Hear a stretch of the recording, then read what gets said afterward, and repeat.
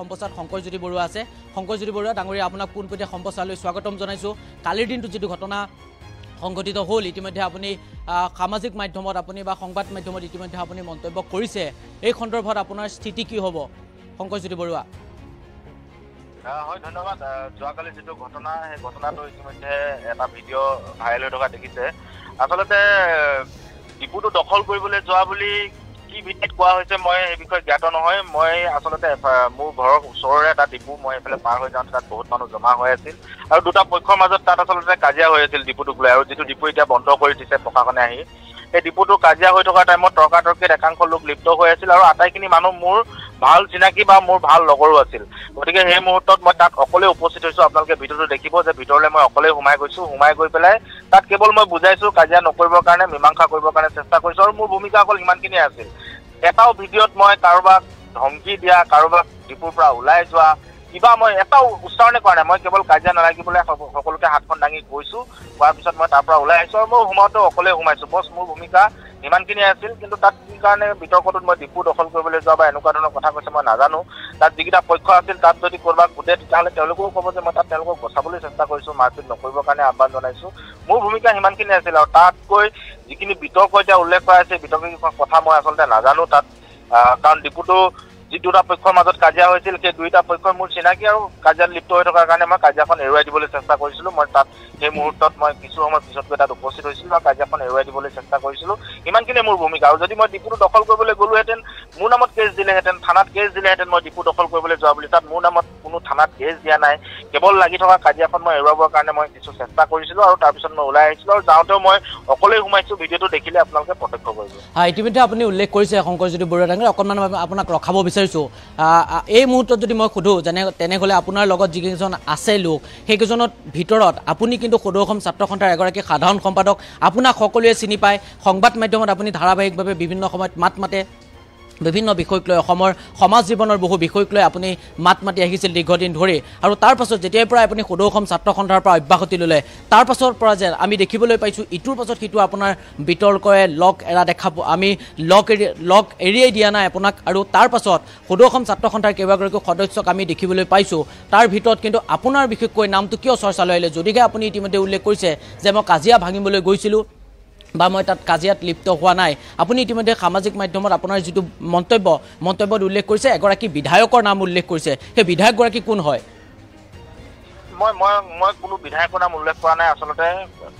বহু লোকৰ বহুকানে আহি গোটেই কথাটো মোৰ কাণত আহি পৰিছে যে এনেকুৱা ধৰণৰ এটা বিতৰ্ক সৃষ্টি হ'ব পাৰে মই সেই কথাখিনি কৈছো মই বিধায়ক বুলি ক'তো আচলতে নাম উল্লেখ কৰা নাই আৰু এইটো আচলতে বিতৰ্ক আহিবলগীয়া কথাই নাছিল কি কাৰণে আহিছে মই নিজে হতবাক হৈছো কাৰণ চিনাকি মানুহ এইখিনি যেতিয়া কাজিয়াত লিপ্ত হৈছে তাত মই এইটো মই দায়িত্ব বুলি ভাবো যে তেখেতসকলক মীমাংসা কৰি অঁতৰাই দিয়াটো মোৰ দায়িত্ব বুলি ভাবো আৰু সেই সময়ত মই কোনো হাংগু পাংগু মই লগৰ লৈ সোমোৱা নাই অকলে সোমাইছো ভিডিঅ'টো আপুনি দেখিলে প্ৰত্যক্ষ কৰিব মই অকলে খোজকাঢ়ি আহি তাত সোমাইছো কিন্তু তাত যিমানখিনি মানুহ থিয় হৈ আছিল দুয়ো পক্ষৰ মানুহখিনি মোৰ চিনাকি কাৰণ দুলীয়াজনৰে কয় সৰহসংখ্যকে মোৰ চিনাকি আৰু দুই পক্ষক কাজিয়া নালাগিবৰ কাৰণে মই আহ্বান জনাইছিলো সেইখিনিয়ে মোৰ আচলতে তাত ভূমিকা আছিল আৰু ভিডিঅ'টোত কোনো এটা ভিডিঅ' আপোনালোকৰ হাতত এটা দুটা নহয় যিমানেই ভিডিঅ' নাযাওক কোনো এটা ভিডিঅ'টো মই কাৰোবাক গতিওৱা কাৰোবাক কিবা এষাৰ কোৱা কোনো ধৰণৰ আচলতে তাত বক্তব্য উল্লেখ নাই কোনো ধৰণৰ বক্তব্য উল্লেখ নথকাকৈ মই কাকো এটা গতা নমৰাকৈ কেৱল হাতখন দাঙি মই সকলোকে ঠাণ্ডা কৰিবৰ কাৰণে বা কাজিয়া নালাগিবৰ কাৰণে মই আহ্বান জনাই থকা এটা কথা এই গোটেই বিষয়টো আচলতে কেনেকৈ বিতৰ্কলৈ গ'ল মই গোটেই বিষয়টোত হতবাক হৈছো আৰু ইতিমধ্যে মোৰ যিখিনি কথা মই সামাজিক মাধ্যমৰ জৰিয়তে স্পষ্ট কৰিছো আৰু যদি মই ডিপু কাহিবলৈ গ'লোহেঁতেন হাংগু পাংগু লৈ গ'লোহেঁতেন মোৰ নামত নিশ্চিতভাৱে থানাত এজাহাৰ দিলেহেঁতেন গতিকে এই গোটেই কথাখিনি আচলতে বিতৰ্কৰ মাজলৈ লৈ যোৱা হৈছে গতিকে এনেকুৱা বিতৰ্ক নিশ্চিতভাৱে ময়ো কামনা নকৰোঁ আপুনি কিবা ব্যৱস্থা ল'ব ডিপুটোৰ বিৰুদ্ধে বা এই যিসকল লোকে আপোনাৰ বিৰুদ্ধে এনেধৰণৰ এটা অভিযোগ আনিছে বুলি কৈছে আপুনি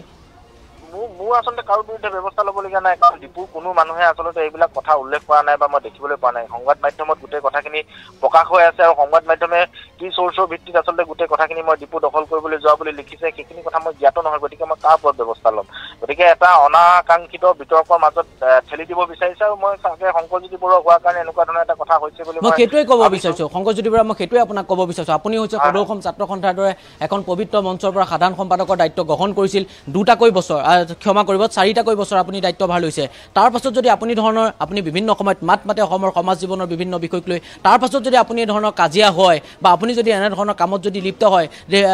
প্ৰকৃততে আপোনাৰ সংবাদ মাধ্যমেই হওক বা সামাজিক মাধ্যমত আপোনাৰ যিখন ছবি বা আপোনাৰ মুখখন সকলোৱে এখন চিনাকি মুখ আৰু সেই চিনাকি মুখৰ মানুহজনে যদি এনে ধৰণৰ যদি কামত লিপ্ত হয় সঁচাকৈ কিন্তু সকলোৱে দুৰ্ভাগ্য বুলি ইতিমধ্যে আমাৰ ফেচবুক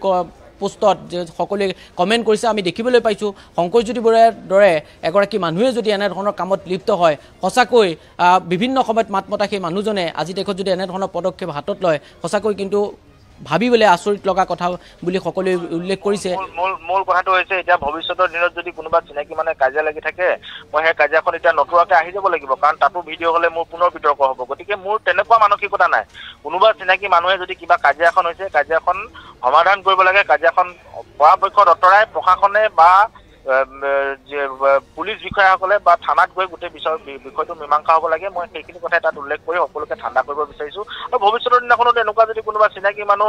দুই পক্ষ যদি চিনাকি হয় কাজিয়াত লিপ্ত হয় নিশ্চিতভাৱে মই এৰুৱাবৰ কাৰণে চেষ্টা কৰিম মীমাংসা কৰিবৰ কাৰণে চেষ্টা কৰিম আৰু তাত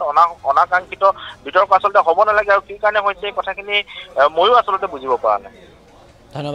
ধন্যবাদ জানাইছো কি আছিল সদৌ অসম ছাত্ৰ সন্থাৰ প্ৰাক্তন ভাঙিবলৈহে গৈছিলে তাত দালালি কৰিবলৈ যোৱা নাছিল বা গুণ্ডাগিৰি কৰিবলৈ যোৱা নাছিল এয়া আছিল শংকৰজ্যোতি বৰুৱাৰ স্পষ্টীকৰণ আৰু এই মুহূৰ্তত আমাৰ হাতত সেই স্পষ্টীকৰণ আছে আমি পুনৰবাৰ সেই স্পষ্টীকৰণ আপোনালোকক শুনাই লৈছো একাংশ সংবাদ মাধ্যমত কিছু পূৰ্বে এটা বাতৰি প্ৰকাশ হোৱা দেখিবলৈ পোৱা গৈছে আচলতে দুলীয়াজানৰ এটা বিএন সিং পেট্ৰল পাম্প নামৰ পেট্ৰল পাম্পটোত কালি এক দুৰ্ঘটনা সংঘটিত হয়